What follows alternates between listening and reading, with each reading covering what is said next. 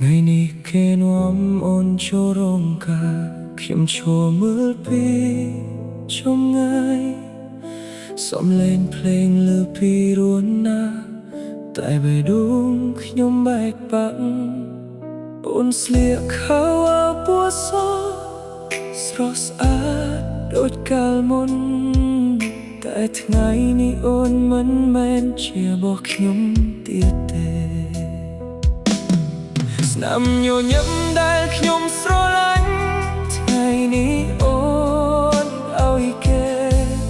ដៃដែលខ្ញុំធ្លាប់កាន់ថ្ងៃនេះគេចាប់ជំនួសថ្ងៃអូនរៀបការខ្ញុំបាត់បង់អ្វីគ្រប់យ៉ាង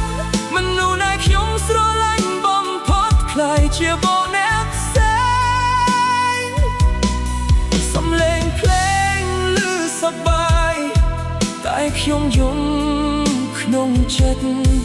ស្ដាយដែលខ្ញុំរក្សាបញ្ចប់នៅថ្ងៃនេះមនុស្សជុំវិញសើចសប្បាយគ្មាននរណាមកឃើញខ្ញុំ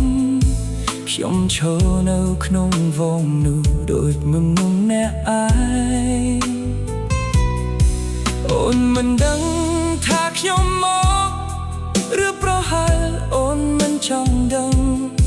ព្រោះក្នុងភ្នែករបស់អូនមានតែគេម្នាក់ប៉ុណ្ណោះ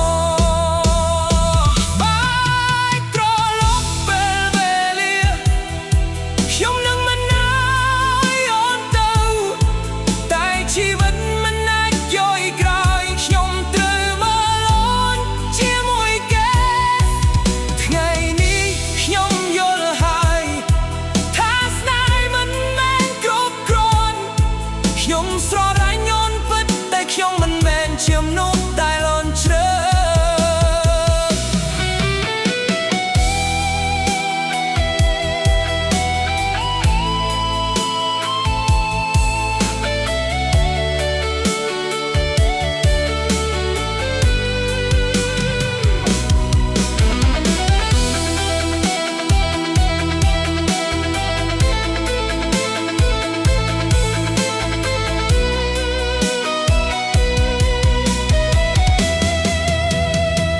ថ្ងៃអូនរៀបការ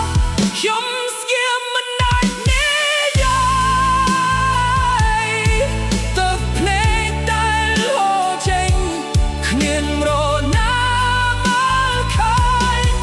បើថ្ងៃណាអូននឹកខ្ញុំសូមចងចាំរ